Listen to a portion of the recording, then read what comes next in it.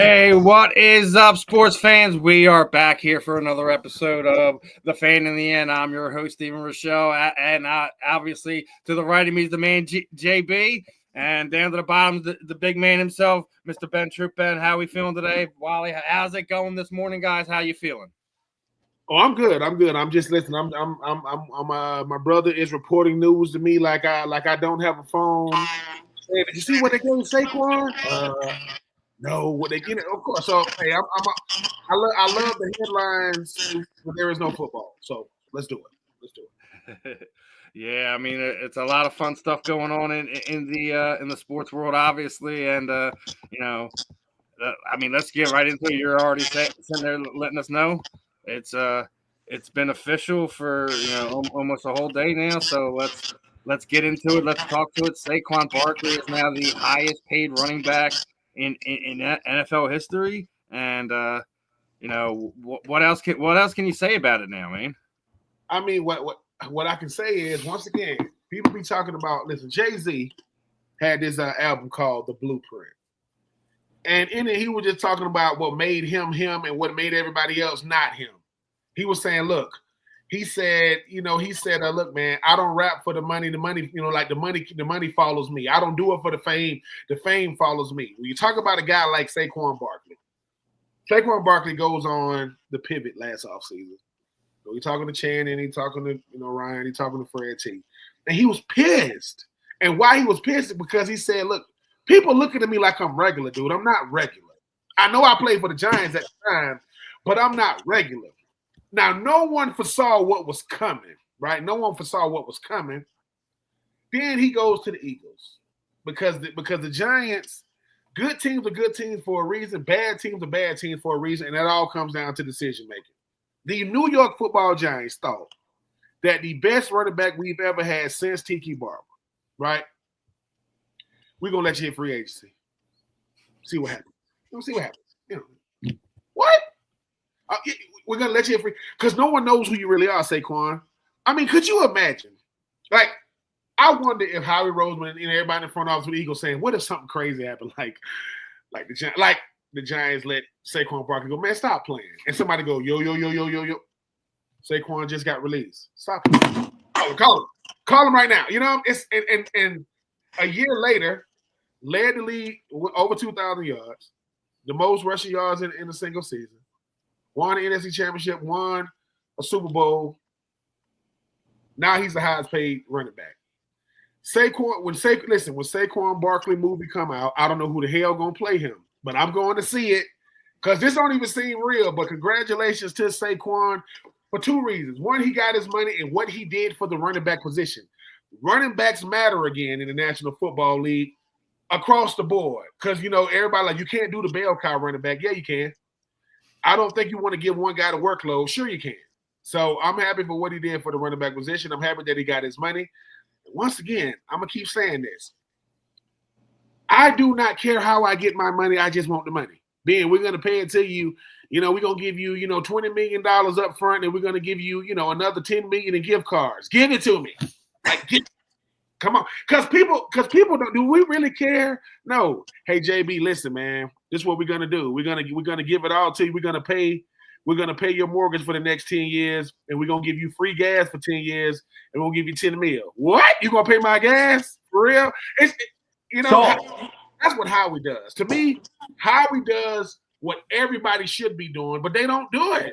I don't. But you know why he really did it? Because their best players coming up are still on rookie deals. That's Davis, that's Dean, that's Walker. That's you know what I'm saying? I mean, that's Cooper. I mean, just pick one. So I think, no, there's this thing called a no-brainer. It was a no-brainer. The easiest decision Howie Roseman going to ever make is giving Saquon his money. Yep. Saquon hit every incentive you could hit in 2024. Now those incentives can go up to like 15 mil or something like that. So, but hey, man, shout out to Saquon. And if you think he was balling in 2024, 2025. Yeah, because guess who he's going to start working out with? He's going to start working out with Jalen. Oh my! Listen. This is the battle for the squad record for the Eagles. I mean, obviously Saquon got the most Saquon's quads are in the Smithsonian. His quads are. They took some clay and they put it around. Well, now they took that 2000 season, so that jersey is already in Canton. Now he's going to be in Canton one day. We already know that. But look, I like teammates that actually like each other. I like teammates that could become, because being a teammate don't mean anything. I think Jalen and Saquon, they friends. They just happen to be really, really good at what they do. But guess what? And I know I'm saying this. Jalen Hurts don't care about a regular season MVP, but he gonna get one. Listen to me. He don't care about it.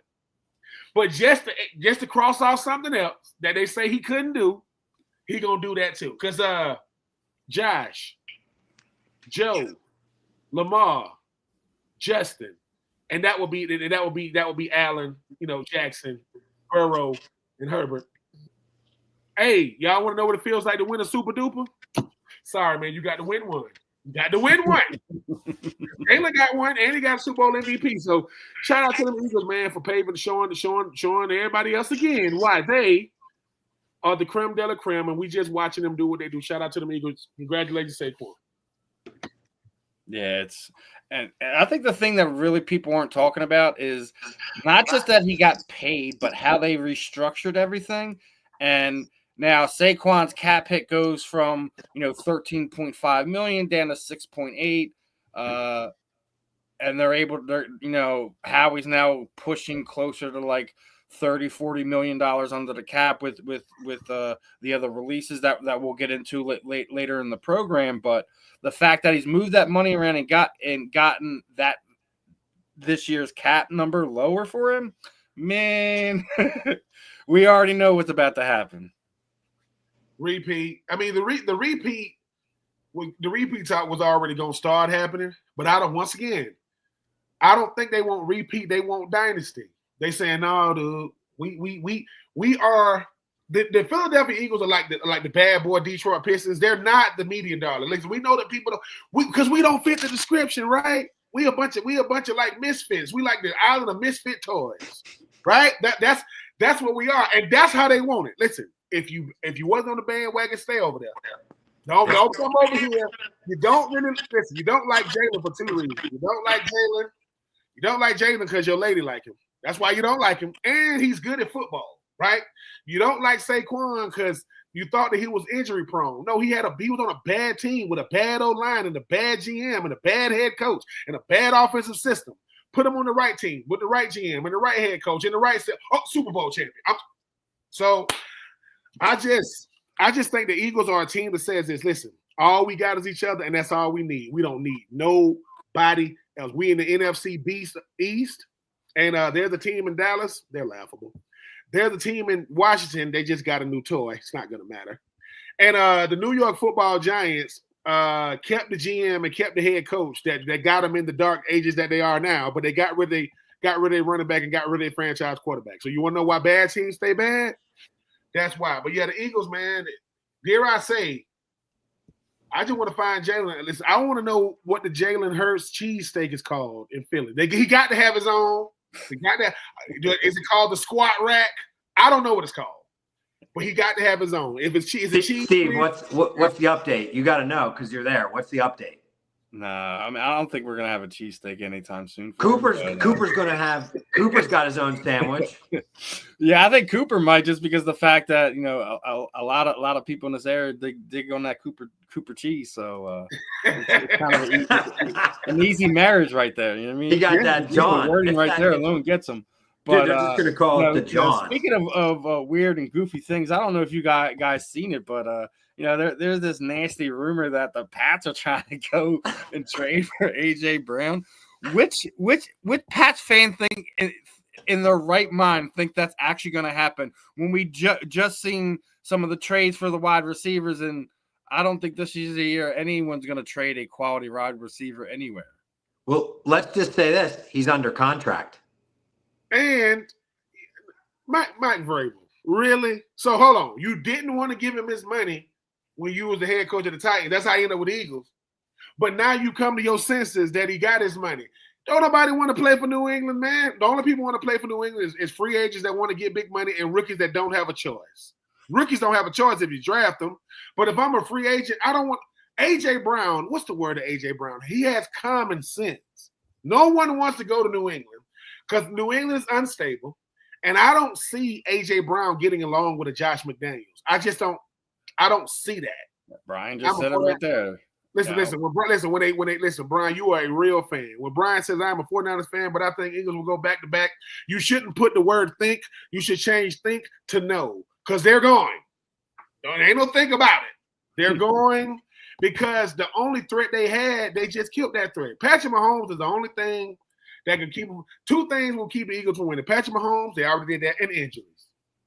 If they stay healthy, they're gonna be all right. But no, AJ Brown to the pass getting AJ Brown, yeah, that's not gonna happen because number one, AJ Brown, Bozeman, he's not gonna do no dumb stuff like that. What do I get in return for AJ? Nothing. I don't want no draft picks. I don't want no. AJ Brown, you good. You know, Mike Vrabel, I'm gonna go to New England. I'm gonna trade for AJ Brown. The AJ Brown that you didn't want to pay, yeah. No. Oh man, no one wants to be the New England Patriots are going back to the pre-Bill Belichick days. That's what I see it happening. And yeah, listen. Worry about winning. Worry about beating the Dolphins and the Bills before you talk about getting AJ Brown. No, that once again, here come all the smoke and mirrors. Here come all the What did Jay Leno used to say when paparazzi used to say? What slow work day today? Slow news day today. It's a slow news day in New England when you make stuff up like this. Slow news day. What do you think, Wally? Do you think there's any credibility to that, or that's just clickbait? It's clickbait because he's under contract. I don't think it's just because he's under contract. Oh, you can't. After this. Right now they can't even sign him if they wanted to. Right? Technically. So that's just, like I said, he just got his extension last year. So he just won a Super Bowl. I really don't think he doesn't have anywhere he wants to be. I know everyone wants to say he's a diva and this, that, and the listen, man, all wide receivers want to be the guy. It's always going to be like that. He has that, I guess he has that T.O. quality to him, but at the same time, it's like he has this self-recollection of how things are supposed to be too. He doesn't act like T.O. Yeah, like he does in a sense, but he doesn't brashly act out. Like he has the wherewithal to say, like, I may feel this way, but maybe I need to check myself. This man has he's been in Philly what? He's been in Philly now for what, 3 years? 3,000 yard seasons, first 2 years, back-to-back over 1,400 yards. He's not a diva. He's a dog. He wants the ball. Like, look, man, I play a certain way. And let's call it what it is. Saquon Barkley is the most gifted player on that Eagles offense. The most dangerous is AJ because AJ will take a slant and he's gone. AJ, once again, if A.J. Brown was built to be an Eagle. A.J. Brown is a humbly confident, pissed off football player. Like, I'm humble, I'm confident, but I'm pissed. Don't leave me alone. Listen, yes. I read books on the sideline to calm me down. This ain't got nothing to do with y'all. I am so full of rage. I got the, what I'm saying? I love A.J., man. I was like, he was in that two-tone blue. When I saw that A.J. Brown got traded to the Eagles on draft, I'm like, what the? I said, we traded A.J.? Oh, my God. And it's like A.J. Brown, when people say, why are the DBs so good with the Eagles? Look who they had to go up against the training camp. Darius Slay got Darius Slay, do you? You stand in front of A.J. Brown, boy, you better be a grown man. You better have your stuff together. That dude, Devonta Smith, he's nice, but Devonta Smith like a beanpole. He's real slender. He's just great route runner. A.J. Brown eat carbs. That boy he don't eat no salad. That boy eating pasta and rice. He about 225. Like 6'1", rock solid. Yeah, man. He that boy is from, I think he's from Mississippi. Went to Mississippi. Let me tell y'all something. Don't nobody want to go no Mississippi colleges. Not for real. I'm just telling you. Not unless you're from there. Man, what college you going to? Ole Miss? Hell no. No. So, yes, I think he's not going to New England. The only way something like that would even be real, he would have to be disgruntled with the offense, with his role, Sirianni, even though Kellen Moore has moved on, he ain't disgruntled, man. Or he gets in trouble and something crazy happens. Yeah, AJ Brown, people always ask who's the best receiver in the league. You always gonna hear Jamar Chase, Justin Jefferson. Better than AJ Brown. Better numbers don't make you a better player. Because Jamar Chase gonna give you them numbers. Justin Jefferson gonna give you them numbers. What don't they have though? What don't they got? Super Bowl. Mm-hmm. So all that other stuff is cute. And listen, but ask DBs, hey man, who you want to go up against? Justin Jefferson, Jamar Chase, AJ. I bet you none. I don't want AJ. What? That boy is because he got that dog in him, man. He's a. And listen, once again, man, whatever that car was, he drove to the stadium. That's his car, but that's not. I'm so sick of that. Like I'm getting sick of that. Two things. That's not AJ Brown real car, and LeBron James did not drive a Kia. Like he did not drive that. He was sponsored by Kia. Yeah. LeBron James not pulling up. Bro, somebody dropped that. A Kia representative dropped that off in the lot. No. Listen. For some pictures. Kia, come on, let's tell the truth. People said, hey, man, Kia's trying to give you some – Kia wants you to be endorsed. I don't drive no Kia. He saw that. That's how much money they're going to give me? What I got to do? You got to do a commercial, sit in one, and drive around the block. Act like you driving. Because guess what? Every time you saw – I mean, I'm just saying, like, wasn't Shaq like an Oldsmobile, like like endorser? Shaq don't drive Oldsmobile. Shaq can fit in an Oldsmobile. No, I'm just saying. Matthew McConaughey, he do drive Lincolns. I can see that happening. You know what I'm saying? Lincoln is a nice ride, but if you pulled up in LA at the light for some reason, and you heard somebody say, "Hey, man, you almost hit me," you look to the right, and it's LeBron to the end of Kia. Stop it. I tell you what, if I did see LeBron in the Kia, I am gonna hit him. Boom. What the hell are you doing in this car, LeBron? Yeah, I'm gonna hit him. I'm gonna hit him in the back. Come on, man. And listen, this is no slight to Kias. My lady has a Kia. She got a Telluride. So they real nice cars. But I love my lady to death. She ain't LeBron.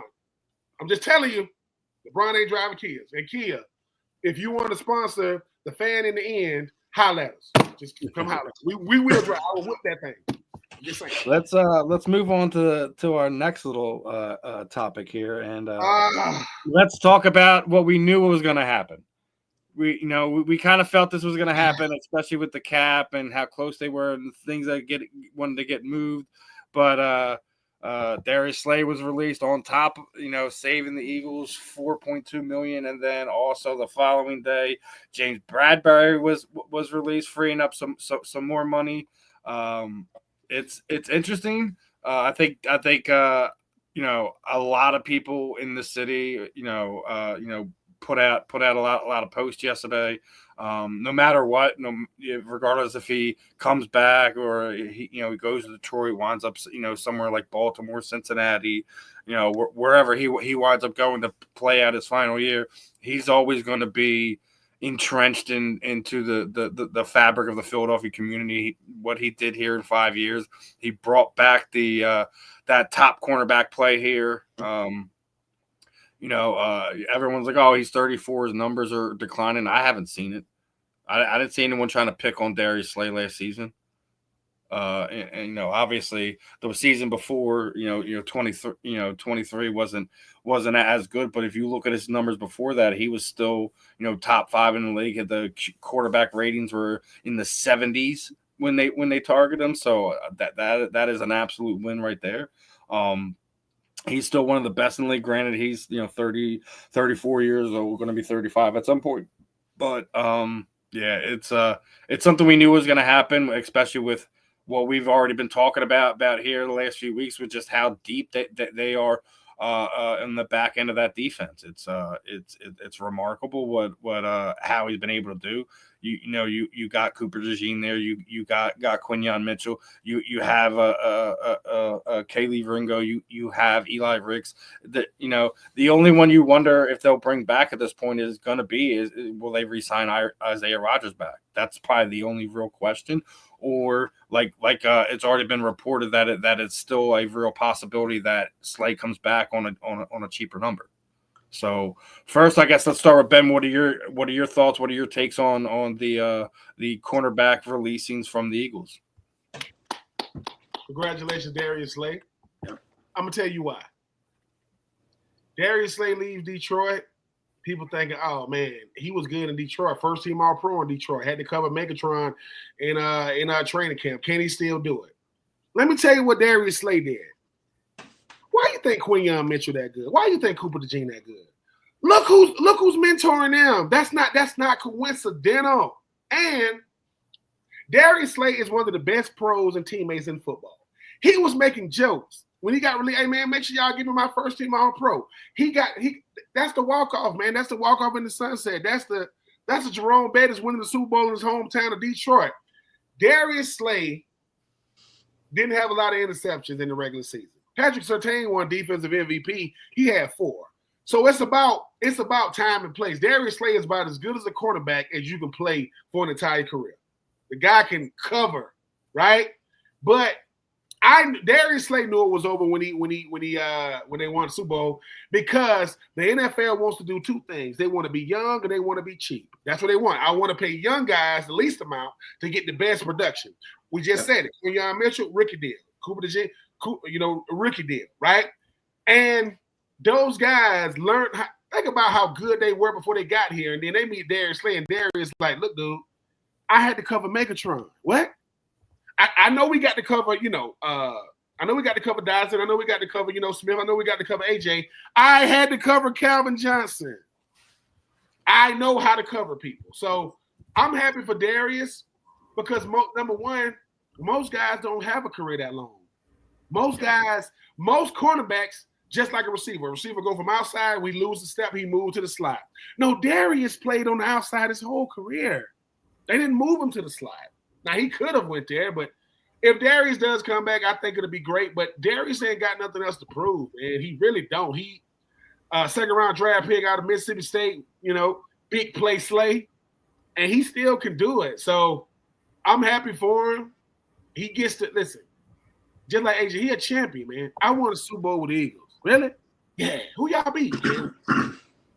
Oh, they had – who you had to cover? Can't remember because they ain't do nothing. Xavier Worthy? I don't remember him. DeAndre Hopkins, can't remember him. Juju Smith-Schuster, he dances. He's a dancer. He don't even – nope, he ain't doing that. I'm happy for D. Slay because D. Slay was brought to Philly for 2 reasons. To get that secondary going and to mentor young guys. And he did both. He never made waves. He's funny, right? He got a person. I think he has a great career in media. I think somebody's going to snatch him up. He's going to be doing media. Players that can speak football, but they don't take themselves so serious, I can rock with them. So congratulations, D. Slay, man. Listen, if you're having another camp down there over there, on the Golden Isles down there in Brunswick, let me know, man. I'll make sure the kids are there. My kids are a lot older now, so they might be like, when he was running with them a little time ago, he was faster than them. They might be able to put hands on Darius these days. But no, shout out to D. Slay, man. I mean, he left it all on the field. He's a pro. I'm happy for him. Wally, now, Steven, didn't they report a few weeks back that he was going to take some type of 1-year deal with a coaching option? Yeah, like I said, I still think there's still a real possibility he comes back. Like, I don't know if you've seen, like, his wife literally posted after it went out, like, real tears, like that they love Philadelphia. I know, I don't think it's going to be about money. I really don't. I think that he's going to do what's best for his family moving forward, regardless if that's going to be coming back here on a cheaper number to come back, not only to play, mentor, coach, etc., but also, like, I think Detroit's still a real option for him, like, especially when you see some of the stuff that he said at interviews during the Super Bowl and stuff like that. We know Detroit is always going to be a second home to him. Yeah, no, I mean, if he does end up back in Detroit with a guy like Dan Campbell, I can see something like that happening. Because Dan Campbell, a Detroit team is very. I mean, Johnson Gardner Johnson, he went over there with Detroit for a year, but I think with Darius, he wants to play now because he still can, not because he's chasing anything or so. If that's what he wants to do, man, but congratulations to him. I know his wife used to do a lot in the Philadelphia community, like a lot. She embraced herself in there, but shout out to D Slay, man. Did it the right way. Yeah, it's I mean, he's always gonna be, like I said, he's always gonna have a special place in this community and things of that nature. So definitely looking forward to that. Want to kind of move on to the next one is someone I don't think anyone's seen this one coming. Jimmy Johnson officially retiring from his role with you know the Fox NFL show that they have after the games. What are your overall thoughts on that one, my friend? Great coach. Had a phenomenal college, coaching career. Then went on to the NFL. And I have a personal story. I had the experience to fish with him in Key West. So I was a bartender in Miami, and one of my customers was a real rich dude who had a really rich boat. And he was like, I need another guy for this tournament in Miami. And I was like, yo, I'll go. And I just cut bait and did the stupid stuff. But the whole team was Dolphins guys and guys. And I spent about 6 hours with him. Really stand up, cool ass dude. Wow. Jimmy Johnson. I would expect nothing less from Jimmy. He ain't lying. Jimmy Johnson he did the triple threat. Hall of Fame coach for the Miami Hurricanes. Hall of Fame coach for the Dallas Cowboys. Hall of Fame career, 31 years in TV. And I think the thing about Jimmy Johnson is, once again, he's 81. Like, people are like, he's retiring. Well, yeah. Like, we got Ryan breaking some news for us here, Ben. Whoa. Love you, Jimmy Johnson. Congratulations. But I mean, now that changes everything for Trey Hendrickson, because I know he wants to get his money. Sam Hubbard leaving, that's a big hole, man. I know that Sweat is going to be highly sought after. He's going to cost a lot of money. Yeah, which I think they're freeing up some of that money that they just did is to try to bring him back. Yeah, but I think the other side of that is going to be this, right? Is going to be tagged, right? So does that not now free up money to get that done and get him off the tag?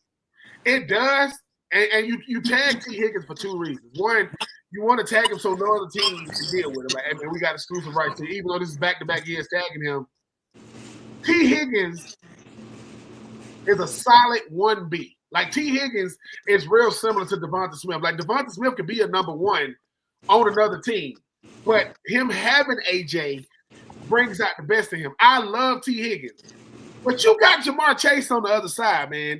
This guy, number one on the other side, is a different kind of animal. T. Higgins, 6'2", 6'3", 6'4"?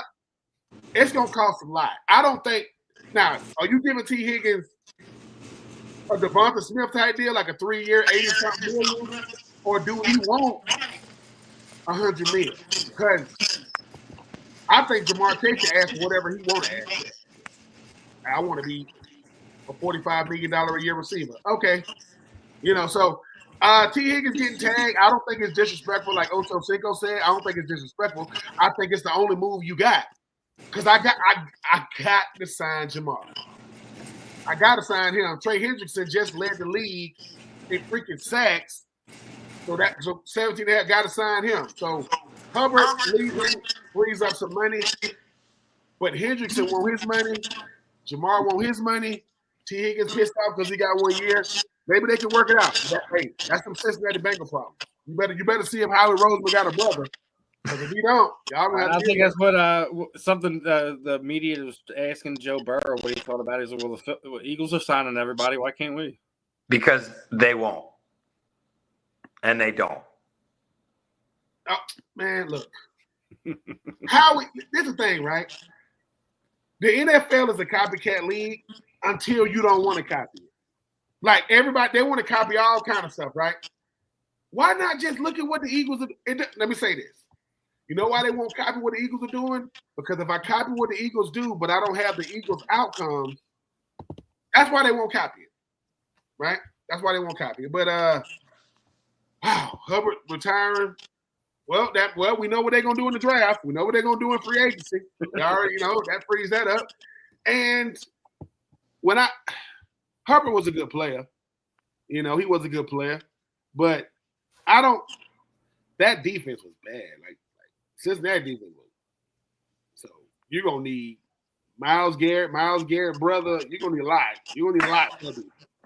I'm just saying they because Cincinnati. Let's face it, we watch Cincinnati to watch the offense. You're watching Joe and T and and Chase, Jamar. Hey, they got a cool their tailgate's pretty cool. That's about it.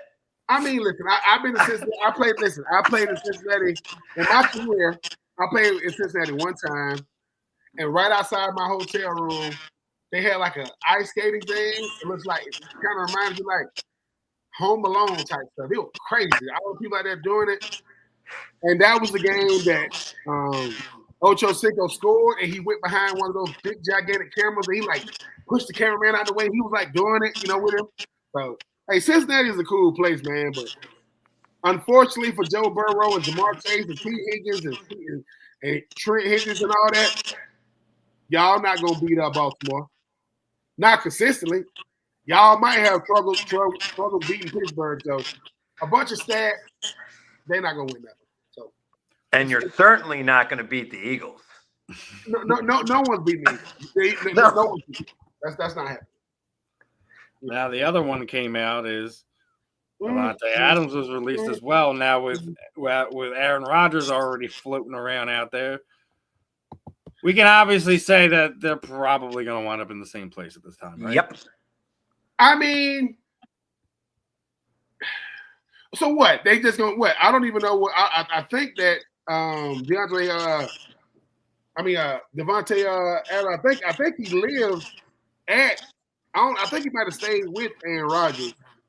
They saying that Aaron Rodgers might sign with the Giants. So what? They saying he might sign with the Giants. Hey, but he's still got to play in the same stadium. I'm just saying, yeah. Davante Adams. I still say him and Russell Wilson are going to be fighting for the Las Vegas job. Ooh, look, that's my opinion. Listen, Aaron Rodgers gets a ton of respect from from every GM except Woody Johnson for the Jets. No respect there. And Tom Brady Tom Brady respect with Aaron Rodgers. Here's the thing about Aaron Rodgers, and I'm gonna keep saying this, even though it's about Davante Adams. Davante Adams is gonna land somewhere because he could still get open. Like he can still get open. Over 100 career receiving touchdowns. Brian's got a question for us, guys. Could we see in 2020? Hell no. Not going to happen. Yeah. On Madden 2K25 maybe. Yeah, on rookie mode. Now hold on. I think that would be good for the NFL. I think if Joe Burrow makes it to a second Super Bowl, but he gonna get what Patrick Mahomes just got, a big L. That's gonna be a big L. Like. I think if you're a fan of another team, you should probably not pay attention the next 3 years because it's going to be nothing but Eagles green. Yeah, it's going to be.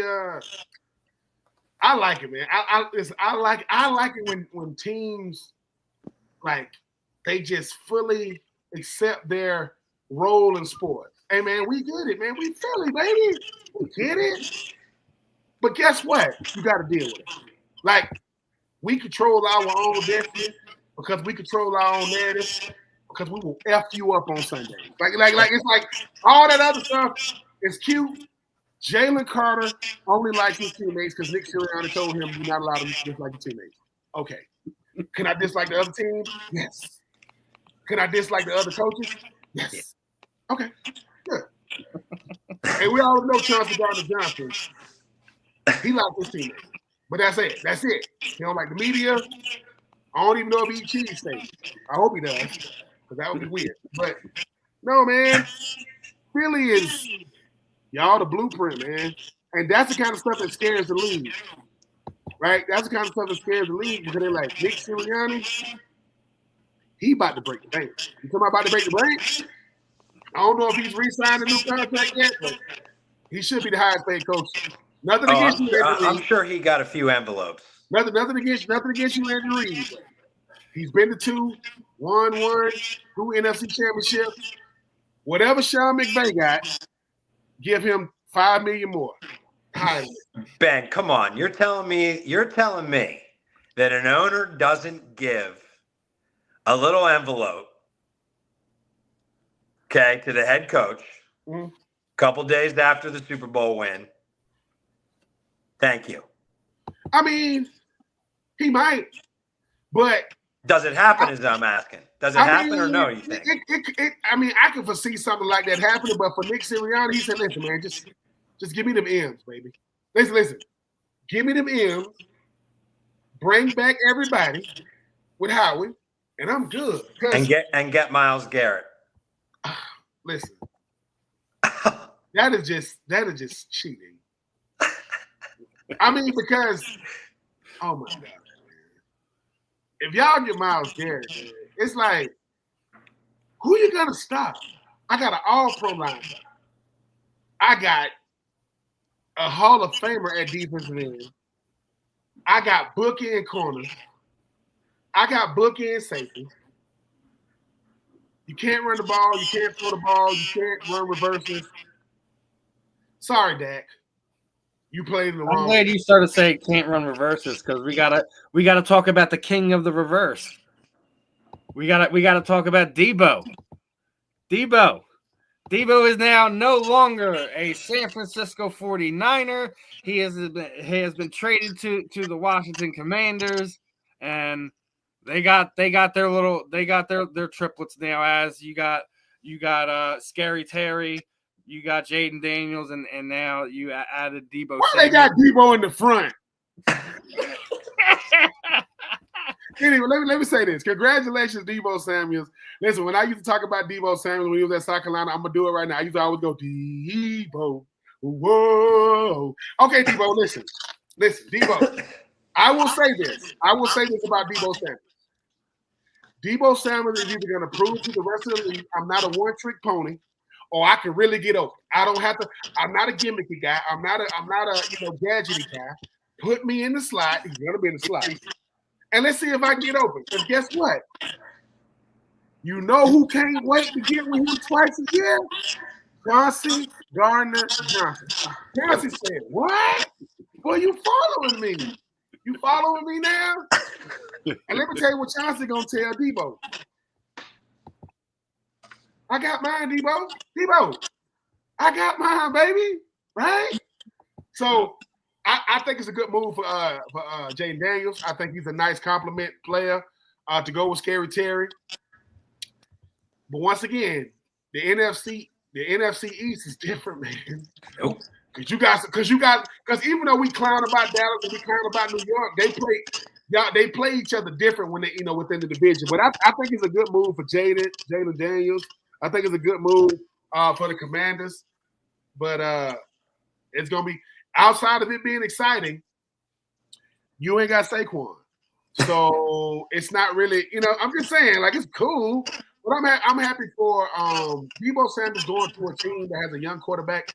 Shows that the 49ers respect him, and Coach Dan Quinn thinks the guy still got some talent, got something left in the tank. So we'll see. But Chauncey, listen, I don't know when the Commanders play the Eagles. Let's just start our first game of the year.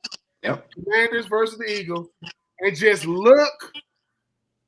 And if Debo Samuels got a mouthpiece, I want to count how many plays he's gonna take for Chauncey Gardner-Johnson snatching.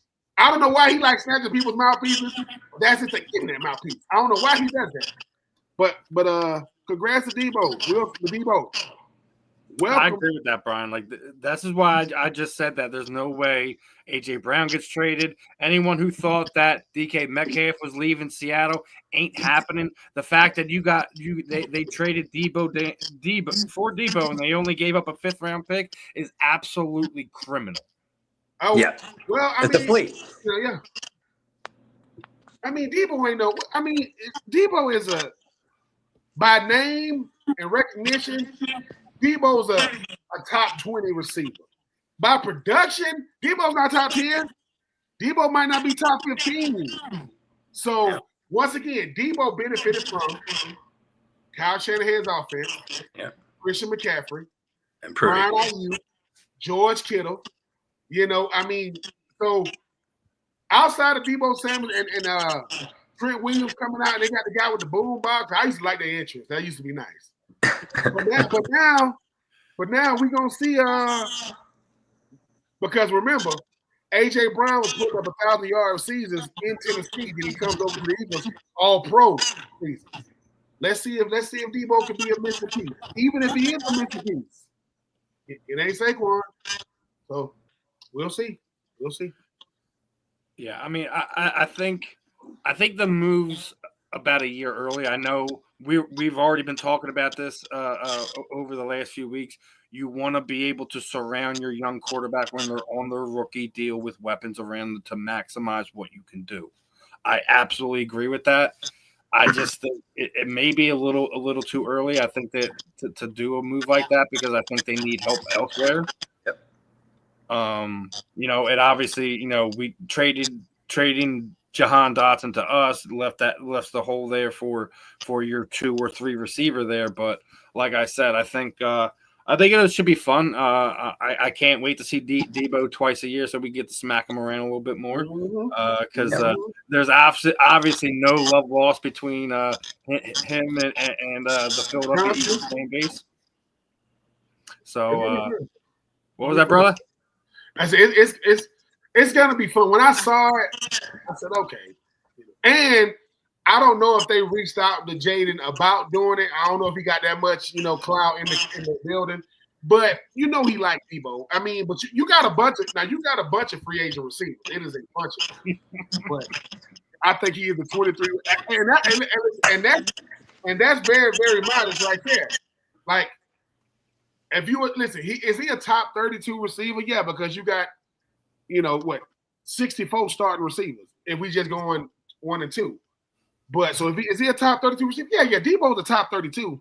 Is he closer to 30? Look at this. I think he's 23. I think he's 23 right now. Well, I see Brian. That's what I was looking at. I said that's why I was saying I think it's generous because I think Debo, as a lot of players do, thinks of himself a lot more highly than he, like Amon St. Brown. Amon St. Brown to me is what you hope to get from a Debo because he's a fast talking Freddie Mitchell. Yeah.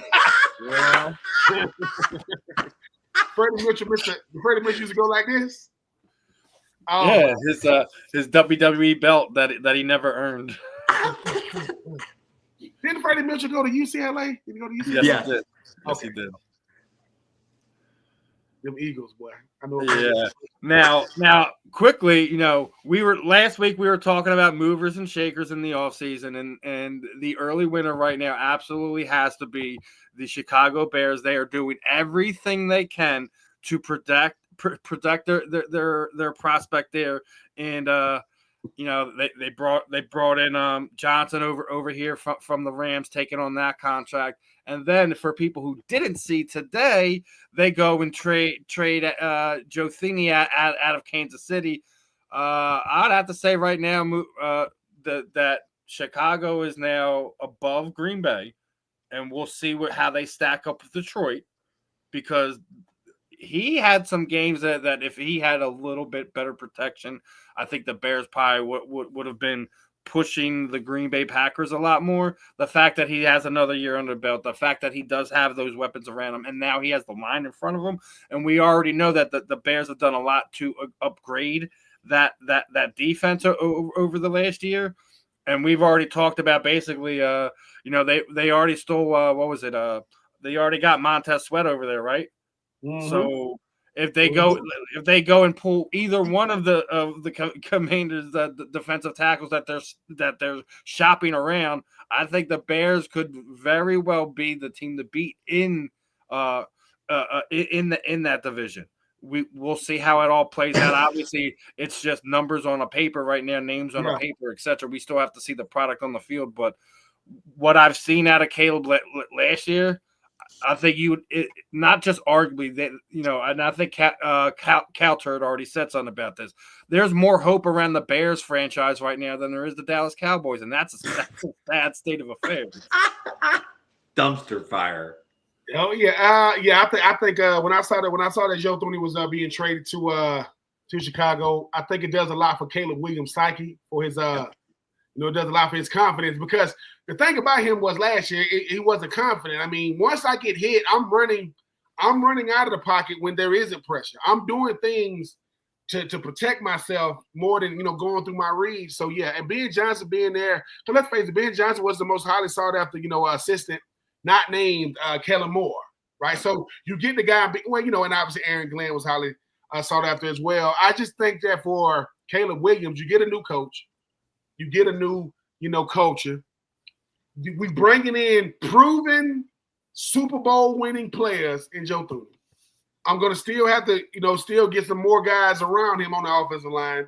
And Joe could be the one telling him, look, man, not to compare you, but this is how Patrick Mahomes went about his business. This is how he played the position. I'm not telling you to do what he did. I'm telling you how he went about his business. Yep. Because when people say, why do you bring in Super Bowl, winning players? Because they come with a mentality. They ain't talking about something that everybody does. I'm talking about what works. This is what works. Doesn't mean it's going to work for you. Yep. But if you want to have two things, you want to have longevity in this league and you want to have respect, you got to win. All that other stuff is cool. Yep. You want respect in this, you want longevity, stop running out of the pocket all the time. Why? Because if I run to one side of the field, I've cut off the other side of the field. I've cut it off.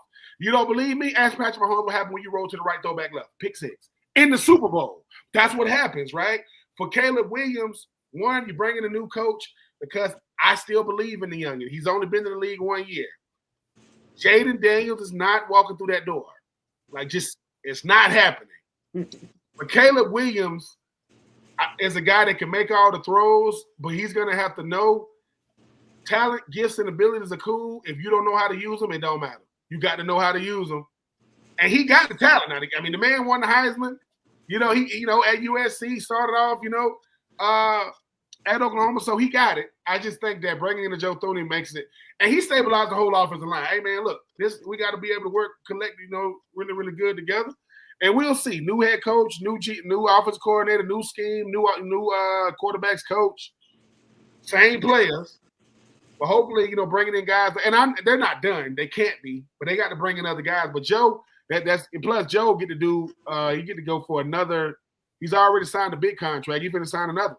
Go for the trifecta. So congratulations to him. I mean, protecting him on that left side is huge. Like I said, bringing in Johnson, also bringing in Joe Thuney as well is just.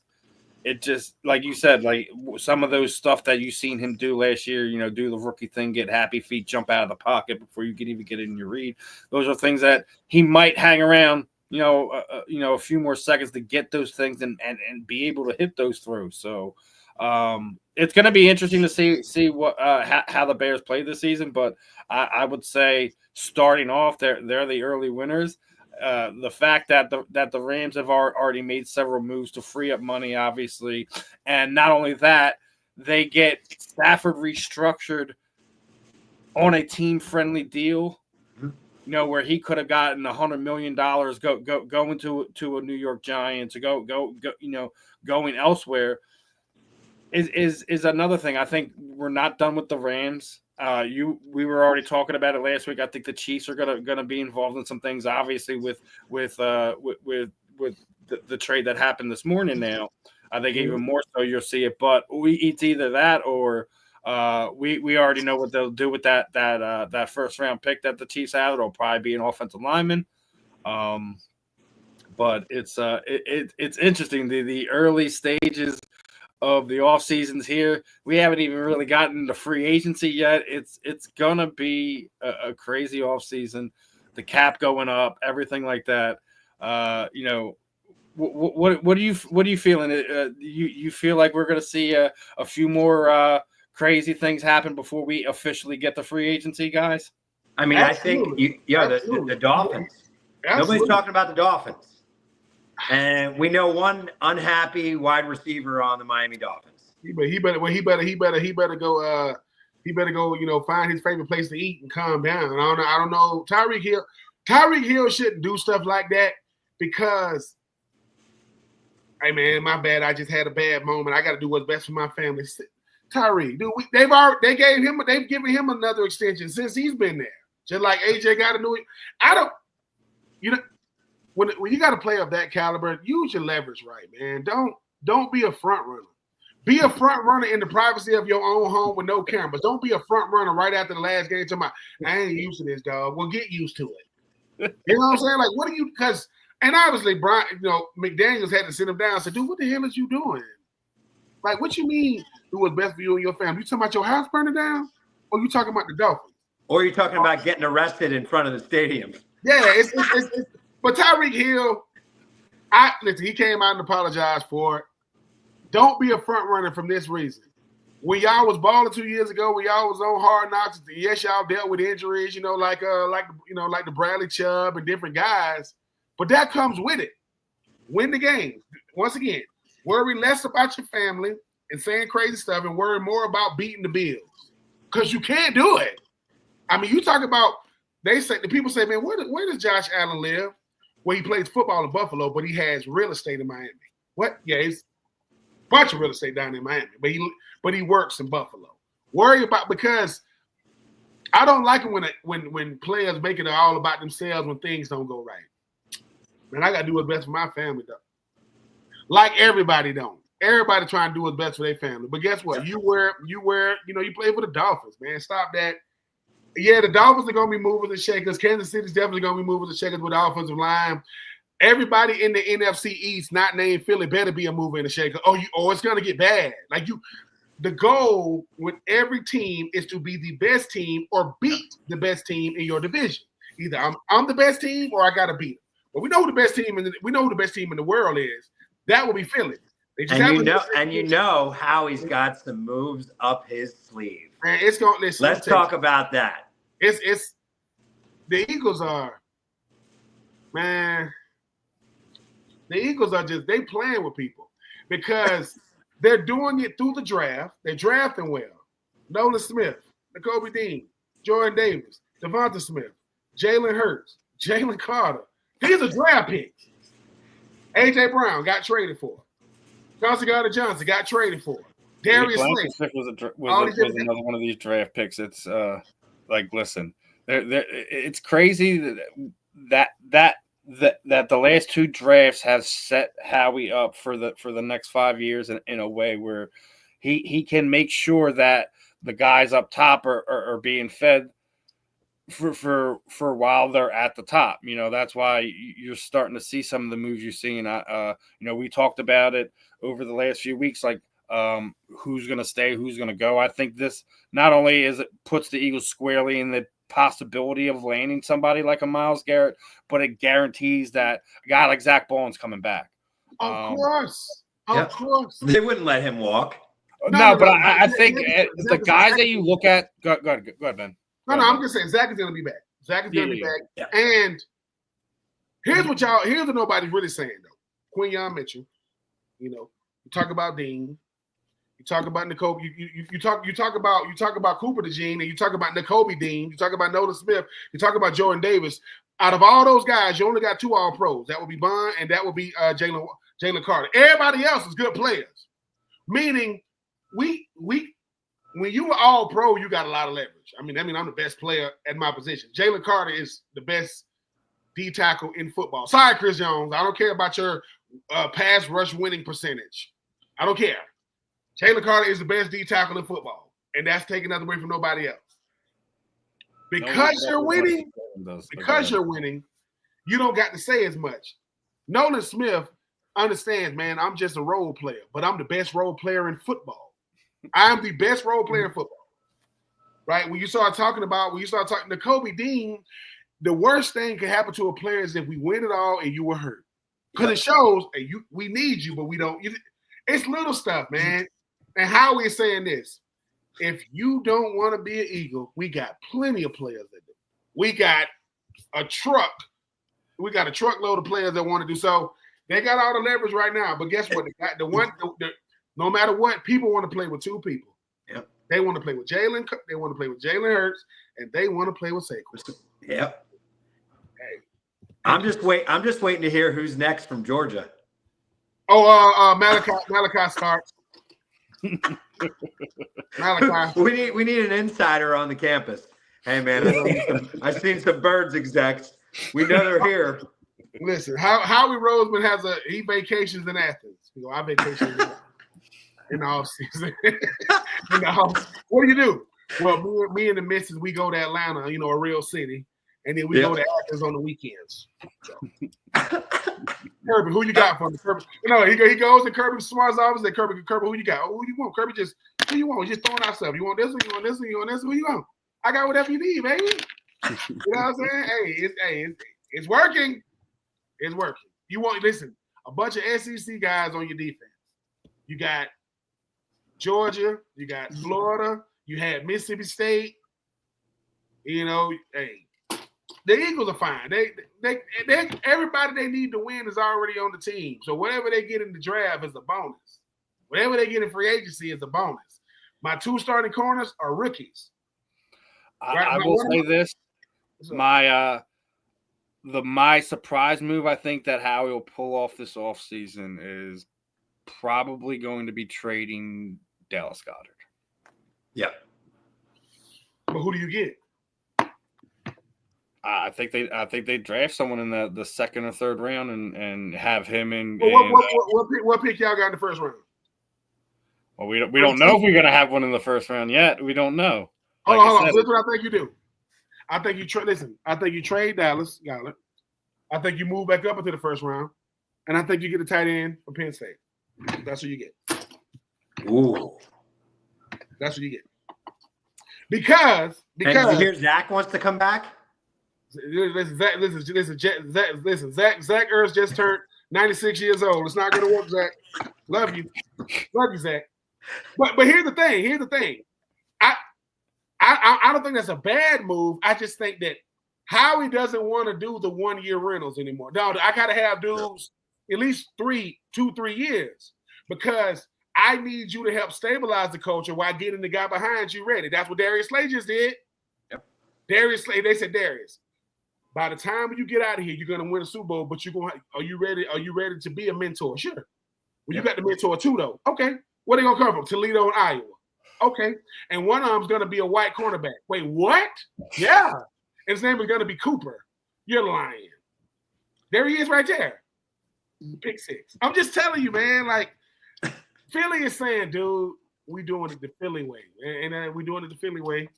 And you don't got to like it. So that's why nobody likes Dallas doesn't get traded. Listen, don't trade Dallas to like the Giants. Don't do that to him. No, I don't think they would do that. And don't trade him somewhere like Cleveland either. trade him somewhere like Atlanta. you still stuck on that trade going to happen, man. I don't. Ho. Wait a minute, Steven. You just said it. Hey, if he trades for Kyle Pitts, I mean this. If Kyle Pitts go to the Eagles, he can have a Saquon Barkley type impact at the tight end position. If he goes to the Eagles, because people thinking he can't play. What's wrong with him? He's in Atlanta. His freaking quarterback was Tyler Heineke, and I'm just saying, like Felipe Franks and Matty Ice. He had Matty Ice's rookie. Listen, he had Matty Ice's rookie season. He had 1,000 yards, right? Oh, yeah, had 1,000 yards in rookie season with Matty Ice. You bring him to Philly. He's from Philly, so you bring him home a native son, bringing him home, and he's on a team that's already winning. He's gonna be challenged to go because once you start winning, man, practice and all this stuff, it goes up because you don't want to go back to mediocrity. I don't want to go back to regular. And guess what? Here's another reason why he might end up in Philly. Where did Howie Roseman go to college at? He went to college at Florida, didn't he? Where did Kyle Pitts go to college at? Florida, didn't he? So Howie knew who Kyle Pitts was in high school. That's how good he was. So if Kyle Pitts become an Eagle, I can no longer do the fan in the end. I can't do it no more because it's cheating. But if he does go to Philly, dude, listen. Dallas Goedert is a really, really good tight end. He is very productive. Kyle Pitts, when done right, is freakish. Mm-hmm. Kyle Pitts, not that it matters now. Kyle Pitts' third year at Florida, because he was only at Florida 3 years. His first game, his third year, they played Ole Miss to start the season. He had over 200 yards receiving and 4 touchdowns. That's what he had in one game. The kid is nasty good. It's Atlanta. Oh, he doesn't have the winning, winning option. Yeah. It's a product of your environment. All the guys are good, you're going to excel your level of course up to everybody else's. If we hung out with a bunch of billionaires, it doesn't mean we're going to be billionaires, but we're going to make a lot of money because they're going to give us their secrets, right? Yep. See, you can go ahead and say it. JB, y'all go ahead and say, y'all want Kyle Pitts. It's okay. You can say, I want him. I want him. You know what I'm saying? I mean, I don't say I don't want him. I just don't think that's a realistic thing that could happen. I mean, if Atlanta's out on him is a whole another game. I think Howie should pounce. But I think we get Myles Garrett. What is more unrealistic? Getting Kyle Pitts in a trade or getting Saquon Barkley in free agency? Because I think it's Saquon. I think Saquon is the correct. Every time I think about that, I'm like, dude, Saquon is the I-95 special of the day. He was in. He gets the call. He's like, "Yo, I'm on 95, right? I don't have to come far." Howie's like, "I'll be right up." I mean, it's like this. We're watching New York Football Giants on Hard Knocks. We're watching this take place. And I'm thinking to myself, so y'all got all these experts, all these people that you pay. These people are paid. And someone says, I think the GM for the Giants, 2 things he messed up. He asked his kids, who do you think we ought to get? Jane Daniels. His son said, get Jane Daniels. I'm going to get Caleb. Get Jane Daniels. Now we're going to get a receiver. Okay, cool. Who's going to throw to him? Daniel Jones. Daniel Jones is in there rehabbing right now. And all I'm saying anymore. No, they got that gangster guy. Who's that gangster? Tommy DeVito. Who? Danny DeVito's nephew? Danny DeVito's nephew. No, I'm just saying. The football gods said, "Listen, we're going to open up the football heavens, and we're going to drop out Saquon." And you're like, "You going to give me Saquon Barkley?" Yeah. You're lying. Call him Saquon. Yeah, this is how we rose, man, for the New York, for the Eagles. Man, listen, man, I'm right. Man, I got a house, and I can come down. All right, cool. Listen, if Kyle Pitts becomes an Eagle, and it's not the same thing. It's not the same thing. But I think Kyle Pitts coming to the Eagles is just as big as Myles Garrett. I think it is just as big because you got 2 really – now, Kyle Pitts is not on the same level as Myles Garrett. I'm not saying that. But impact, if you don't believe me, when Evan Ingram was with the New York Football Giants, he was like, hey, he goes to Jacksonville. Now, he was good for the team, but they still got Trevor Lawrence. So things happen. But if y'all get Kyle Pitts, a motivated Kyle Pitts, what did you say, Steve? What did you say, JB? How tall is he? He's 6'6". Jesus. How fast is it? He ran a 4.4. Listen to me. He's 6'6", about 250. He can run a 4.4, and you can't find a way to get him the ball. But how does he block? It more Who important. Cares? Who cares? We do. We care because we do. We care because we don't want to hurt our secret weapon. Here's the thought. Okay. Hold on. Do y'all think that Bijan Robinson is a good running back? Bijan? Yeah, I think that's who Kyle Pitts blocks for.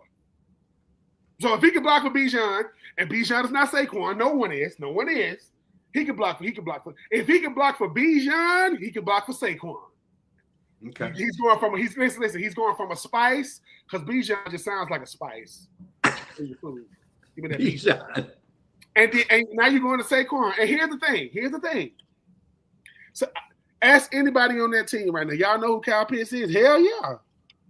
He about to come to the Eagles. What? Why? We got Kyle. I'm telling you, man, a 6'6", 250-pound, 4'4" tight end that's being underutilized. People say, why do new places matter? Ask Saquon how different a new zip code. Yep. Look at what it does for him, baby. So you're telling me we're expecting another I-95 special? I'm telling you, listen. I'm telling you, if anybody can do it, Howie can do it. If anybody can, I put my trust in Howie because Howie is going to call Terry Fontenot, that's a GM for Atlanta. Hey man, listen, I need to talk to you about Kyle Pitts. Why? We ain't got no first round picks. No way. We'll give you a second rounder. We'll give you a third. We ain't give you a second and a third. We'll give you one. He goes, I'll think about it. Hey man, they trying to deal Kyle. Let's make it happen. If I see breaking news, let me tell y'all something. If I see breaking news that Kyle Pitts is the Eagle, I'm gonna go find somebody to go to. I'm gonna find a short guy, and I'm gonna buy him a suit, and we going to Vegas. We're gonna come down the elevator. I'm gonna be standing behind him. He's gonna be like this. He's gonna know how to count cards. I'm gonna be Tom Cruise though, coming down the elevator. I'm just saying. But yeah, let me say this. I hope that Kyle Pitts becomes an Eagle because people think he can't play. You know, there were people that thought that Saquon wasn't that good, right? People was really listening to what the Giants were saying. What they saying now? Okay. Well, I want to know the status of that GM's head right now. How much is space is being rented in his head? If I was him, I would be selling this because he's not going to have a job after this season. Yeah. Listen, we had Vince Papale on. We had the star of Invincible. The movie first comes on. What are the fans telling the players? Hey, well, I'm going to see you next week in the unemployment line. I don't know how the man still has a job. I'm never calling for people to get fired. I'm just saying. In one year, your whole backfield is gone. Your running back is gone. Your quarterback is gone. You know, it's just like Malik Neighbors is like, dude, what the hell, man? Like, even their AstroTurf is gone. I came to New York thinking I'm gonna play with Saquon, playing with Daniel Jones. I'm playing with a dude named DeVito. Man, stop it. I thought DeVito was the other one. Andrew Luck is the other one who's there. I'm just saying. All right. Let me switch gears real fast here. I want to get your guys' thoughts on Travis Hunter's comments. I don't know if you've seen, but basically, he was comparing what he's been doing and he's been able to accomplish to what Shohei Ohtani is doing in baseball now. While I do agree that Travis is a great prospect and things of that nature. That's not hitting a baseball. That's not pitching. That's not being like Cy Young Award. Like when you talk to guys who play football, like even when the Eagles and this stuff they do with the charity softball stuff that they do, they already said the hardest thing to do is hit a baseball. So I agree. Travis is an exceptional two-way athlete. He can't be in discussion with Shohei Ohtani. I'm sorry. You got to stay in your own lane, kid. That dude is a reincarnated Babe Ruth. There's only been one, and Babe Ruth was him. Is this real? This is real. I love you, Travis Hunter. You him. Like you him. But you cannot compare what you did at Colorado to what he's doing in the bigs. It does not compare. Meaning, Shohei Ohtani could be $1 billion player. You could give him $1 billion, and he will be worth Why? Because I'm giving him $500 million to pitch, and I'm giving him $500 million to hit. He's that good. He is that. No. He is that great. Shohei Ohtani, didn't he have like? And he had 50 stolen bases. Yeah. So prestigious is the 40-40. Listen. Shout out to that boy Ronald Acuna Jr. By the way. Yeah, he's a part of that. Even though he was like 61-40, so the 64. Shohei Ohtani is in the 50-50 club. Like what?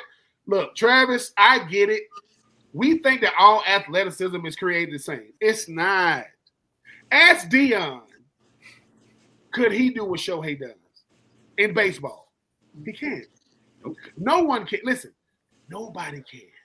Like Shohei, listen, it wasn't Shohei financial guy stealing from him. What the hell, man? Like, what are we doing? But no, Travis. Stay in your own lane. I mean, we may never see Travis Hunter again and what he did because, Travis Hunter reminded me like when Charles Woodson played at Michigan, even though Charles Woodson was like limited on offense, was a punt returner. He won the Thorpe, won the Heisman. But Travis, here's the thing, man. Go try to hit a curveball. Go try to hit a changeup. Go try to hit go try to hit a slider. Go try to hit a fastball. Try to hit 100 mile per hour.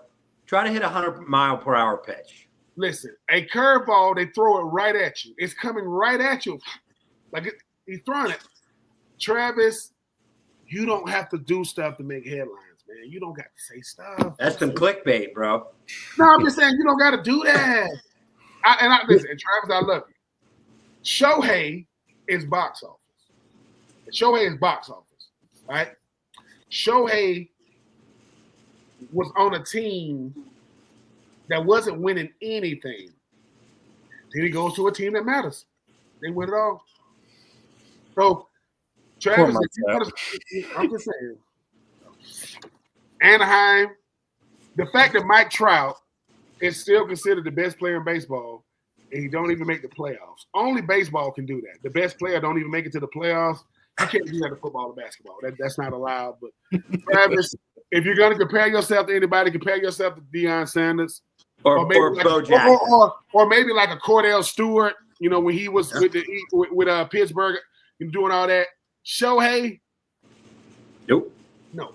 Like if all the baseball players went to a pool and some of them could dip their feet in and some of them could dip, be on the shallow end, Shohei can do it. He can do a cannonball because it's called Shohei's pool. He is him. I ain't never seen nothing like Shohei.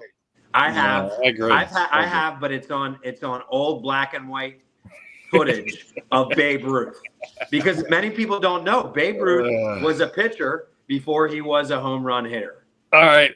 Before we get ready to go into the last few questions, I'm going to upset Ben Troop here real fast. Oh, I know what. So last week we got into a conversation and Urban Meyer came up. I don't know if you've seen Ben, but he was being inducted into the College Football Hall of Fame. Now we obviously know how he was as an NFL coach, and you obviously have to separate the two. But do you feel like one that he's worthy of it right now, and two, do you feel like he is one of the best coaches we've seen in the past 10, 20 years in college football? Oh yeah. When it comes to college football, he's college football royalty. I mean, won 2 national championships at Florida, won a national championship from Ohio State, had the number 1 overall pick when he was at Utah with Alex Smith, Coach Tim Tebow, Coach Percy Harvin, Coach Ezekiel Elliott, Coach Michael Thomas. Now, when it comes to college, he him now. He's him. Like Urban Meyer is him. So you want to put Nick Saban above him? Hell yeah, Nick Saban is the GOAT. Nick Saban is the GOAT. Yep. Yeah, like Nick Saban is like Bill Belichick of like NFL. Like, yeah, he the GOAT. Urban Meyer did it at 2 different places. Most guys ain't gonna win a natty. He won 3. And he did it his way both times. He had elite talent. I mean, but what I was talking about with Urban Meyer was this. Look, it's like this. I love Tim Tebow. Tim Tebow is arguably the greatest college football player to ever put on cleats. Arguably. He's in the top. Yep. He's in the top 3. He's in the discussion. Yep. That wasn't who Tim Tebow was when he was in the NFL. And I'm not talking about the same thing. we are talking about what you did in the pros. And yes, I get it. It's not like I was a beast in the pros either. But I wasn't. Urban Meyer didn't make it a whole season. Like, let's not forget the personal stuff that he put himself into. I mean, now that part, I do my best to stay away. I do my best to try to leave the personal stuff alone, only because people have their own, but that don't help his case. Like the character part, I don't know. That don't. But that's how good he was as a coach. To the point where that stuff that wasn't he in the NFL when he did that once again when he was with the Jags. Yes. He like, Urban, is that your granddaughter or niece? No. Who the hell is that? Anyway, it's like, what the hell? And mind you, here's the funny thing about that picture. Do you think you're just a random person in this bar? Do you think people don't know who the hell you? They just saw you on Monday night. Hold on. Wasn't you just coaching on Monday night? Yeah. Like people like this. Hey, Urban Meyer is at the front. What to do? What? Do he want to come in? Let him in. He's already in. I mean, here's the thing. Urban. It's like Urban. Listen. Let me give you a little advice. Try to keep a low profile. They got booths. They got private room. You're just standing at the bar, like me. You Urban Meyer, right? Yeah. Where the hell the team at? Oh, they flew right there. Now, you know what I'm saying? So, and it was in Cincinnati. It was in Cincinnati. Like, you used to be the head coach of Ohio State, the biggest brand in the state of Ohio. Oh my, hey man, hey Urban, can I get a picture? And once people realize, what the hell are you doing here? Like, I don't know, man. Congratulations on making the College Football Hall of Fame. I thought he was already in. But anybody that got something to say about me or to me about what I said about Urban Meyer, check the numbers. Check the stats. And listen, ask Trevor Lawrence what it was like being coached by Urban Meyer. He gonna be like this, oh my freaking God. This dude. So ask his coaching staff. Man. And look, so the Urban Meyer lovers out there, and Urban Meyer, I think he still lives back in Florida. I know he does, like he works with like I know he's on TV and stuff. He don't care about what I say because the truth is real. It's like I'm not talking about him as a person. I don't know him. But do you remember Urban Meyer as a head coach of Jacksonville? Me neither, because it was that bad. It was that. Shah Khan, the owner, he just got rid of their GM, and he didn't want to do that. Liam Cohen, the new head coach, said, "I want to work with you, and I don't want to work with him." Well, Urban Meyer hired Chris Doyle, the old Iowa strength coach who was banned. He can't even get a job in college. Urban gonna hire him. And Tim Tebow, I love you, but you can't play no tight end, man. You think Tim Tebow can play tight end? This is what I said. This is all I said. Somebody said, "Ben, you think Tim Tebow can play tight end?" I said, how did he look at quarterback, the position he played his whole life? In the NFL, he ain't looked that good. He's about as good of a hitter as he is a tight end. Stop disrespecting the most complicated and athletic position on the field of tight end. Yeah, but you remember when Tebow tried to be a baseball player. Now I'll give him credit. Yeah. He's no Michael Jordan, but he attempted and he at least got to AA. Tim Tebow got to AA. I'm gonna say, is it because he's Tim Tebow or because he can play baseball? Because he is Tim Tebow. He is a draw. But listen. But for all those people that say, "Oh, Tim Tebow, he loves the Lord," which I believe that. Tim Tebow's a Christian, which I believe that. Who did Tim Tebow marry? A supermodel. So he can still see. So all that, he's gonna marry a supermodel with South Africa or whatever she is. And I think they about to have their first baby. That baby gonna be sleeping on satin sheets. That baby ain't gonna never touch. My baby only sleeps on 10,000 thread sheets or whatever. But I met Tim Tebow one time when I got inducted to the Florida Georgia Game Hall of Fame, and he had on the tightest black shirt you could have on. And my brother, my Marine Corps brother, shout out to all the veterans, turned into the biggest fanboy. My brother saw him before I saw him. Because I'm looking, I saw the cheerleaders, and I look, you know how somebody tapping you, but they ain't looking at you. They look. My brother, he's Tim Tebow. He's like, my brother, Oh, man. and my brother know I love him, but I'm like, he like Tim Tebow, what's up, baby? And Tim got to smile. Tim Tebow, all right. And we took a little picture. He like, Yeah. I'm like, boy, you got a medium shirt on, but this shirt ain't got no air in it. Jesus. But I love you, Timmy. Timmy know I love him. His brother played tight end at Trinity Christian High School.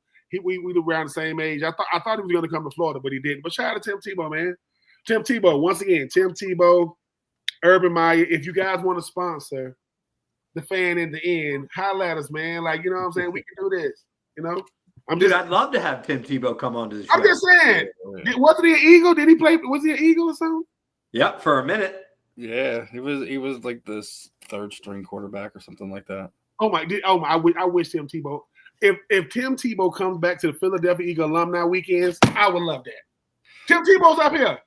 For real? Yeah. He out there with the quarterbacks. Now, speaking of craziness, I don't know if you've seen this.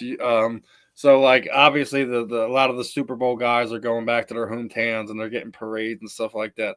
Y'all see what Quinyon Mitchell did for his parade? No. Yeah. Yep. He pulled up a casket, a Chiefs casket, driving around the city.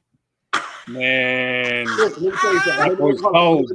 Let me tell you something. Quinyon Mitchell is what I like to call the cell phone era kids, the technology kids. They came up in social media. All they know is social media, Snapchat, X, Twitter, Facebook, Instagram, and they don't give a F. They don't care. They don't care. And because guess what? That'll live on forever. 30 years from now, hey man, you the guy that, I'm the guy that had the car. There is somebody out there who let him rent a coffin and wrapped it in Kansas City Chiefs. We are the greatest people in the world. You want to do what? I want that one right there. Who died? Kansas City. The Chiefs. Yeah. Now, I want to extend on this a little. Like, obviously, we think it's great and it's all fun. What do you think about these Chiefs fans being upset? About the us walking around hanging at Kermit, us turning a pig into basically we got a 15 carved into it with a little fake mohawk and everything, and obviously now Quinyon's doing this. What do you think of all these Chiefs fans? Like, oh, what do you expect from Philadelphia? Didn't y'all run around with the 0 sacks shirts and all that stuff, and had the thing with the glass that said Eagles tears and all this stuff like that. So why are we now, when the shoe's on the other foot, it's Eagles fans are just so terrible? Because they hate us, because they ain't us. Yeah. Oh yeah, exactly. In my best Stephen A. Smith voice, we don't care. Nope. We don't care. You know why? Because when y'all was winning, we had to deal with it, right? Not just Eagles, everybody had to deal with it. San Francisco, Philadelphia, everybody, right? We got to deal with it, right? Great thing since sliced bread. Ain't nobody getting mohawks now, though. Cut this stuff off. Give me a fade. I don't want it. Because when y'all first started winning, you see the commercial when everybody's in there that looked like Patrick Mahomes was getting the Patrick Mahomes. I'm like, what the hell is this? But let me tell you what it really is. No more Patrick Mahomes' brother on TikTok. Oh, no. You don't get to see none of that. And this is what you're supposed to do. No greater validation to a fan than the losing fans acting like sour grapes. Oh, the Philadelphia Eagles fans are real fans because they don't care. They will fight each other and still go to the game. Oh, yeah, the two guys that were fighting in the car, they got tickets. Why? That's what they do. We handle our business right here. We don't walk around with all that pent up aggression. And guess what? Guess what, fans? You ain't have nothing to do with the loss this year, and you're gonna have nothing to do with the wins moving forward. Because unless you ain't wrong there, Ben. Because let me tell you something. My son got in a fight last week with one of his friends playing football in the courtyard. He got a little extra after the fact. His friend kicks him in the leg. He pushes him back. His friend throws a soft little punch. My son gave him a bloody nose. He's in my living room for 6 o'clock this morning, knocking on the door for my son. Like, hey, you ready to go to school? That wasn't even 3 days ago. Where my son gave him a bloody nose. Y'all do it. Like that's how the Philadelphia fan base culture is just different. Yep. My cousin almost got the Philadelphia Eagles treatment. Like I said, I played against Philadelphia one time with Donovan McNabb towards ACL on our sideline, and my cousin got my jersey on. And I was, I appreciate you, Brian Dawkins, for letting me score against you. I appreciate you dumbing down your athleticism for one play, so I can, even though my chin is still, I still feel the remnants of it when you hit me. My cousin didn't understand Philadelphia Eagle football fan culture. He didn't get it. So he's up there talking trash, and he said he see the police come over. And he said, "Sir, I'm happy you came." And he goes, "Listen." He said, "Where you from?" He said, "Man, I'm from Vol.8, Georgia. That's my cousin being Troop down there." He said, Yeah. Cool. I cannot save you. What? I cannot save you. He said, "Do you know how many people in this section I've locked up? I've locked up about this whole section." So if they don't, listen, two things they don't care about. They don't care about altercations, and they don't care about getting locked up. My cousin was about to get embarrassed, and he was like, "I wish they would have put their hands on me." I said, No. No. You can say that now. John, you know I love you, but you'll get seven sections. Seven sections it. Around that guy will fight him. You, Brian. Yeah. So, what is this? Great show, Jason. But I got to get back to where Jason, my other channel, not this one, but because my son uses Tiger Stripes Media. Okay. Appreciate the love, brother. Appreciate love, Brian. And before we get to wrap this one up, obviously last week we were talking about the giveaway. We've absolutely blown 150 out of the water. It's we're inches away from 200. So obviously what I'm gonna do is, since we've already hit that and we're so close to that, what I'll probably do is anyone who drops a comment on today's video, follows us on X, as far as my account, Ben's account, and Wiley's Just Blaze account as well. Tag a few of your friends, tag us, make sure you're you screenshot that your comment and you're subscribed, and we'll get you entered in for. I got to tell JB this. My mother, because I was in the process of moving when I told you to send me my shirt, so I had to sit to my mom's house, right? I'm never doing that again. By the way, I get to my mom's house this weekend because I do my nonprofit in my hometown. It's about like 3.5 hours from me. I do it every. It's called The Uncommon Crew. That's The Uncommon CRU, and we spell it for that for a certain acronym. All these weeks, right? Ain't nobody said nothing. All of a sudden, my mom goes, "You got a package. I think you got a package." My mama, "What the hell? I think you got a package." I said, "Well, how do you know it's mine? Because it got your name on it." What the? So where is it? This shirt was up underneath. My daddy said, this is what my daddy said. He said, "Son, I've been saw that thing, and I tried to give it to you." Your mama said, "I'm going to tell him." That's been a month and a half. Yeah, I got it. Dude, I've been waiting for pictures of that. Listen, I got you. I'm going to get you right. But here's the listen. It wouldn't be my – listen, my mama, man, I'm like, "Mama, why don't you get my stuff?" She said, I forgot it was in here. Mind you, they getting work done on their house, getting their house renovated. I'm like, "Mama, my shirt is underneath like some cement blocks or something." What the – so I did get it. I'm going to be taking pictures with it. And, we're gonna get up. We're going to have to get – and listen, that quality of that shirt is nice as hell. I told him the shirts are nice. I said, "Hey." Well, let me say, whoa. I'm not saying it like I doubted you. I'm like, hey, because, it's like real breathable and everything like that, too. And for my friends out there that say, "Troop, you only saying that because you get your shirt from Walmart." Shut the hell up. Don't worry about what guys, there's levels to T-shirts. You can buy a $20 T-shirt. I welcome you to do it, but I guarantee it's probably a heat transfer that's been pressed on the shirt, and within 3 to 4 washes, it'll peel off. Guaranteed, right? Yeah. Our shirts are made with direct-to-garment printing technology, where if you think about an inkjet printer, right? I'm gonna read the shirt right now. How it goes line by line, right? That's how this printer prints on these shirts, line by line by line. Yeah, when my dad seen the shirt, he like, "Oh, son, thank you. This is not yours." Please, thank you. This is mine. Because my dad is thinking his head, obviously, because it got sent to their house, right? Like, oh, son. He said, my mama named Cheryl. He's like, oh, Cheryl, you should have been gave me this. Is sir. This ain't yours, but this ain't hers. I don't know what the hell she did with it. This is, I'm like, this is not a gifting. It's not a surprise. But anyway, we're gonna listen. I'm gonna be getting a lot more shirts. Yeah. Just Blaze coat, because the shirt is like, because you know how you take it out, I said, whoa. This is not, and then and people already think I'm somebody. So when they see me in this shirt, they're gonna be like, true. I said, listen, my shirts are exclusive. Okay, can't find these in stores. Hashtag no weddings in the fall. It's hard. It's hard too, man. It's I'm looking at the little. I said, dude, this is like, my mom goes. My dad goes, you got your company now or something? I said, Dad, I'm making moves these days, Dad. I'm kind of a big deal. Then my mama gonna laugh. She said, yeah, you're a big deal, all right. She said, you don't even know where your stuff is. I said, yeah, when it come to your house, I don't. So, yeah, I don't. So yeah. But I do got it. I will be taking pictures with it on. Yeah. Listen, two things. Yes, I got no weddings in the fall. I just said my nonprofit Dion Common Crew, we're gonna have to get some shirts made.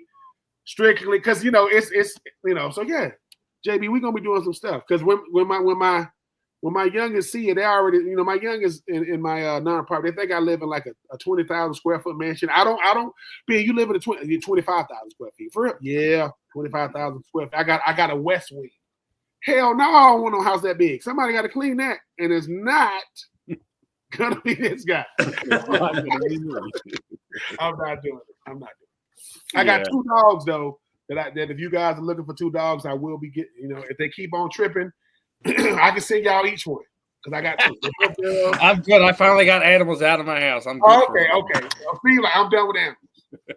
Yeah. But yeah, obviously, we're getting real close to 200 subscribers on YouTube.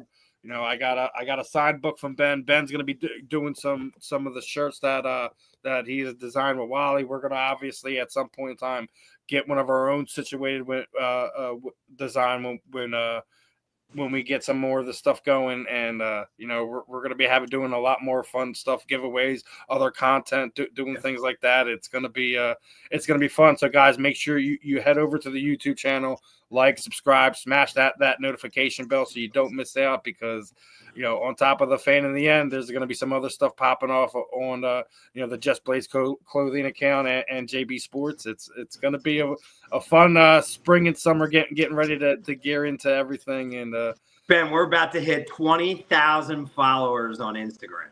Really? So this morning I woke up with 1,000 more followers than yesterday. I mean, listen. I couldn't believe that. I was like, wow, that's pretty cool, right?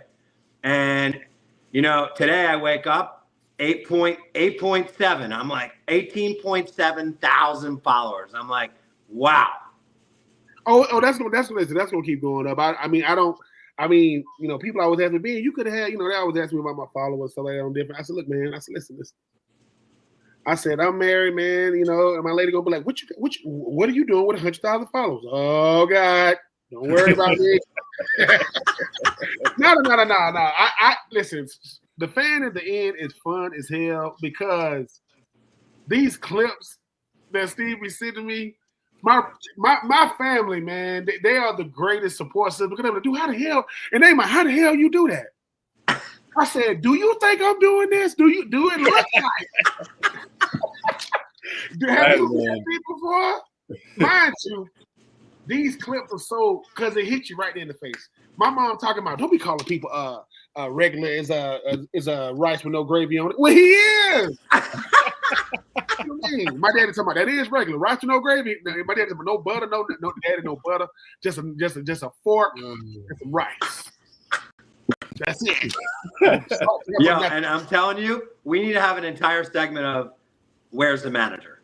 Listen. Where's the manager? And we'll go down. Man, we gotta pull that. I gotta get Wally in there to go just pull that segment in. That's gonna be where's fun. The manager? And where's the manager happens during the conversation, ma'am. I don't know who you think. Where's the manager? Why? Why do people think the manager can help you? Basically, where's the manager is, listen, I want my money back and I ain't got no receipt. Sir, I can't give you your money back. Sir, you got grass? No, it came like this. So this is the PS5. There's grass in it. Anyway. Hey man, that's why we got to love each other, man. We got to love, like my homie say, we don't got to like each other. Love each other, laugh at each other. You don't got to like each other, love each other, laugh at each other.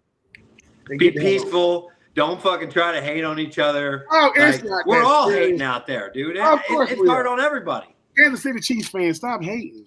Ain't that what y'all got used to telling everybody else? San Francisco fans, stop hating. Philadelphia fans, stop hating. Now you know what it's like. Well, Tampa Bay fans, y'all had to deal with this, right? Y'all lost to them. Y'all lost the Super Bowl before. And I'm a Falcons fan, so I don't like nobody. We can't beat. We can beat. We can't even beat Carolina to finish the season. And you guys should have won a Super Bowl. I'm just going to throw that out there. JB, JB, we gonna just because we don't want to go 28-3. All you had to do, Devonta Freeman, pick up the blitz. Can't do it. Sack. Cover Julian Edelman. Can't. Cover somebody second half. Won't. And who's the head coach of that team now? Who's the head coach now? He's now the head coach of the Washington Commanders, Dan Quinn. Dan Quinn, let me tell you something. I love you, but I used to. I no more. Now, if I see you, I'm gonna just ask you, what were you thinking, man? You had Julio, you had Matty Ice, you had anyway, man, Harry Douglas, Michael Burner Turner, nothing. Done. Yeah, nope. Matt Schaub as the backup quarterback. Matt Schaub. Shout out to Matt Schaub, class of 04. Matt Schaub is the only reason why Jameis Winston don't got the most pick sixes. Matt Schaub, I think, has that. I think. Well, no, he led the season with 6 pick sixes. And he got the official title, Mr. Pick Six. Yeah, right. You know, shout out to Matt Schaub, class of 1999, Viking pride. Well, obviously, it's obvious that Brian is officially entered into the giveaway. He's got everyone. Brian trying to get him some. And listen, like Brian might get super fan of the day. I mean, he's spending his time with us this morning instead of paying attention to work. So I mean, we got to give him some love. So. Oh, of course. And I just followed Brian back. Brian, I just followed you back, sir. There you go, brother. Now. This was a fun one this week, guys. Make sure you're tuned in. I'm trying to work out a unique interview for everyone next week. It may not be the regular time that we go live, but it's going to be somebody with a name that is going to be. Whoa! Tyler Lockett just got released by Seattle. Cutting space. Where do you think he winds up? I don't know, but that's a slot machine beat. Yep. We're gonna see how it all plays out, man. Oh, Tyler Lockett's out there now. Wonder where he ends up, man. Whew. $5 says he's gonna be New York Jet. Oh my God. Oh, that's the worst decision ever. You might as well go to Cleveland or Arizona. Arizona's in. Well, Kyler Murray's in trouble if Arizona don't make a good push this year. I'll just say. Yeah, I think Kyler Murray. They say when Kyler Murray runs the football, it looks like a toddler, like with a remote control in his hand, and you trying to take it from him. Oh man! The legs be moving real fast. Kyler Murray, you know I love you, baby. You know I love you. It's all. Listen, if we cannot, I laugh at everybody. So I used to get in trouble in college for laughing at people. My coach was like, "It's not funny." I said, "Well, listen, it is to me. I have to hit people to get hit for a living, so I'm gonna find a way to laugh." But if you don't listen, if you ain't went to JustBlazeClothing.com, you tripping. Just tell me. Yeah, man. Yo, make sure you be the first person on your block to get blazed. Facts. And yeah, that's another one. So an additional entry, if you guys want to have multiple entries for the giveaway, go buy a shirt. I will make sure whoever buys a shirt lets us know, at least screenshot me or Wale that you've made an order. I'll make sure you get 5 entries, not into this draft, but draft, into this giveaway, but to the next few that we do, to make sure that the people who do support us have a chance to win this just as much as your regular Joe Schmo on the that just comes across us. So. And I think going forward, guys, we're gonna have some signed merch from all of us that we can do daily giveaways. Yeah, I do have some stuff. I still have some graded stuff from the failed sponsor that I had. I have a few signed cards, both of some combat sports athletes, some baseball stuff. I have some fun stuff to do, some giveaways. So stay tuned. I know we're gonna be working on some more stuff, both signed, merch stuff, tee stuff, whatever. We're gonna be doing a little bit of everything. You're gonna see a lot more of myself, Ben, and JB over the next few months. So guys, please like, subscribe, share. Let your friend know, your mama know, your girl know. Make sure you go subscribe, follow, and support us. We'll be going to be showing you guys all kinds of love as you show us. But this should put a wrap on today's show. Appreciate everyone for tuning in. Appreciate Brian in the chat today. He was killing it, and we will be back next week. Stay tuned, my friends.